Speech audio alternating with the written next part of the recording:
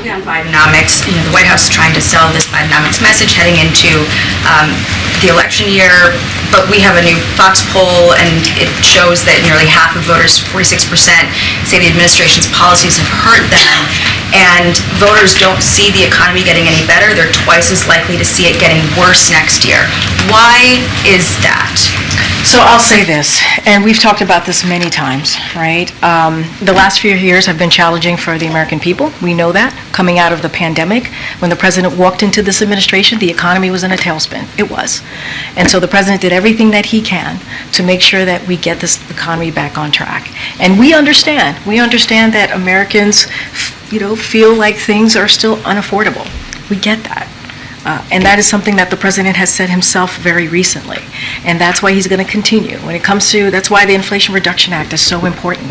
Matter of fact, no Republican voted on that act. If anything, they're trying to repeal some really important provisions that deals with lowering the prescription drugs, right? That deals with lowering health care, that deals with lowering energy costs. And so that is something that the president signed, and only Democrats voted for it, no Republicans did, and it's going to help the American people.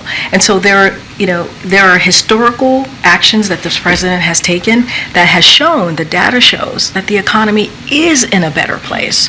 But we understand that Americans don't feel it right now. That's why we're going to continue to talk about junk fees, making sure that that is something that we deal with, right? Making sure that we're beating Big Pharma and lowering drug costs for Americans. So there are ways that we're going to continue to make sure that the number one thing when it comes to Bidenomics that the president deals with, lowering cost, we're going to put that front and center.